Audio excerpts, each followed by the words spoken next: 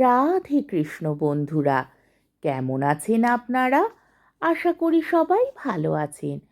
আজকে আবার একটা নতুন ভিডিও নিয়ে হাজির হয়ে গেছি। ভিডিওটি শেষ অবধি দেখার অনুরোধ রইল।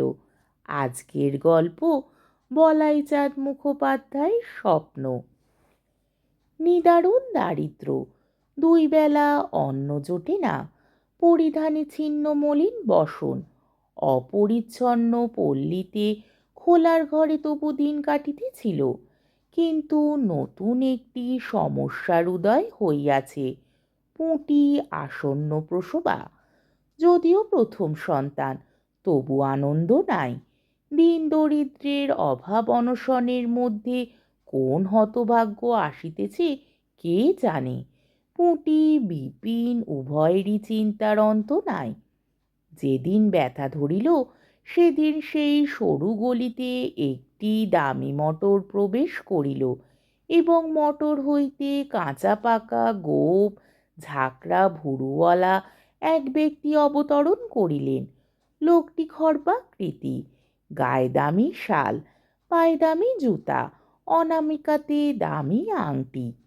ভদ্রলোক নামিয়া প্রশ্ন করিলেন, 11 নম্বর বাড়ি কোনটা? পাড়ার এক ব্যক্তি খোলার ঘরগুলি দেখাইয়া দিল। ওই খোলার ঘরগুলো? আজ্ঞে হ্যাঁ। বাড়ির মালিক সামনের ঘরটায় থাকেন, পেছনের ঘরগুলো ভাড়া দেন। সবগুলোরই 1 নম্বর। কি দূর দৈব! অস্ফুট কণ্ঠে কথাগুলি উচ্চারণ করিয়া ভদ্রলোক আগাইয়া গেলেন। বাড়ির মালিক সম্মুখে দাওয়ায় বসিয়াছিলেন। আপনি কি এই বাড়ির মালিক? আজ্ঞে হ্যাঁ। আপনার বাড়িতে বিপিন বলে কি কোনো ভাড়াটে থাকে? আজ্ঞে হ্যাঁ। তার স্ত্রীর নাম কি পুঁটি? আজ্ঞে হ্যাঁ। তিনি কি আসন্ন প্রসবা? আজ্ঞে হ্যাঁ। কবে নাগাদ ছেলে হবে বলতে পারেন আপনি? আজই হতে পারে, শুনছি ব্যথা ধরেছে। ও তাই নাকি? তাহলে তো দেরি করা ঠিক হবে না। এই রঘুবীর সিং, তুমি গিয়ে ওদের নিয়ে এসো তাহলে জলদি। মোটর নিঃশব্দে বাহির হইয়া গেল। ভদ্রলোক পকেট হইতে রুমাল বাহির করিয়া রোয়াকটা ঝাড়িয়া বসিতে যাইতেছিলেন। বাড়িওয়ালা বাধা দিল, ওখানে বসবেন না, আমি মোড়া বার করে দিচ্ছি। মোড়ায় উপবেশন করিয়া ভদ্রলোক একটি সিগার ধরাইলেন এবং বলিলেন, এখানে নহবত বসাতে চাই, তার ব্যবস্থা করে দিতে পারবেন? নহবত? কেন? কেন পরে বলছি। ব্যবস্থা করে দিতে পারেন? এখানে কি করে ব্যবস্থা হয় এখন? মুশকিল বটে। আচ্ছা, ফুটপাতে বসেই বাজাবো। এ পাড়ায় যতগুলো শাক আছে জোগাড় করুন। পুঁটি মায়ের ছেলে হবা মাত্র বাজাতে হবে। প্রত্যেক শাকের জন্য আমি নগদ 10 টাকা করে দেব। জোগাড় করতে পারবেন এক্ষুনি? তা হবে না কেন? বিস্মিত বাড়িওয়ালা বিস্ফারিত নেত্রে চাহিয়া রহিল। যান তাহলে, দেরি করবেন না। পকেট হইতে 100 টাকার একখানি নোট বাহির করিয়া বাড়িওয়ালার হস্তে দিলেন। বাড়িওয়ালা দ্রুত পদে বাহির হইয়া গেল। বিস্ময়কর খবর রটিতে বিলম্ব হইল না। দেখিতে দেখিতে ভিড় জমিয়া গেল। রঘুবীর সিং আশাশোটাধারী জরির পাগড়ি পরা একদল বরকন্দা জানিয়া সারি সারি দাঁড় করাইয়া দিল। নহবত লইয়া আসিল। তাহারা ফুটপাতে বসিয়াই আশাবরী রাগিনী বাজাইতে লাগিল।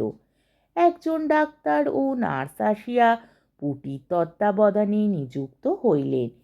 কৌতূহলী জনতার আগ্রাতিশর্যে খর্বাকৃতি ভদ্রলোক আসল ব্যাপারটি অবশেষে খুলিয়া বলিলেন, রাজা নেহাল সিং আমার মনিব ছিলেন। লক্ষাধিক টাকার সম্পত্তি রেখে অপুত্রক অবস্থায় তিনি মারা যান। আমাকে তিনি খুবই স্নেহ করতেন। সমস্ত সম্পত্তি আমাকেই দিয়েছিলেন। কাল রাত্রে হঠাৎ এক আশ্চর্য স্বপ্ন দেখলাম। আমার মনিব যেন আমাকে বলছেন, ঐশ্বর্যের সুখ তো অনেক ভোগ করেছি, দারিদ্র্যের সুখ কি তাও একবার ভোগ করবার ইচ্ছে আছে। কাল আমি এক দরিদ্রের ঘরে জন্মাবো। আমার মায়ের নাম পুঁটি ও বাবার নাম বিপিন। ঠিকানা এই। ঠিকানাটা দিয়েই তিনি অন্তর্ধান করলেন। আমারও তখন ঘুম ভেঙে গেল। সকালে উঠে ভাবলাম একবার খোঁজ নিয়ে আসি।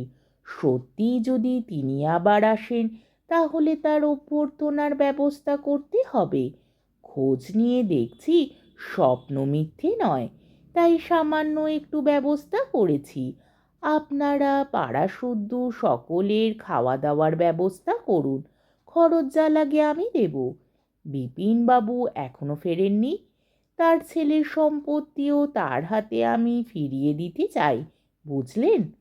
হঠাৎ বাড়ির ভিতর হইতে বহু শঙ্খ একসঙ্গে বাজিয়া উঠিল। রাজা নেহাল সিং জন্মগ্রহণ করিলেন। নহবতে আশাবড়ি তখন জমিয়া উঠিয়াছে। আজকের গল্পটি এইখানেই শেষ হলো। আমার ভিডিওটি যদি আপনাদের ভালো লেগে থাকে তাহলে আমাকে কমেন্টের মাধ্যমে আপনাদের মূল্যবান মতামত অবশ্যই জানাবেন এবং আমার ভিডিওটিকে লাইক ও শেয়ার করার ও আমার চ্যানেলটিকে সাবস্ক্রাইব করারও অনুরোধ রইল।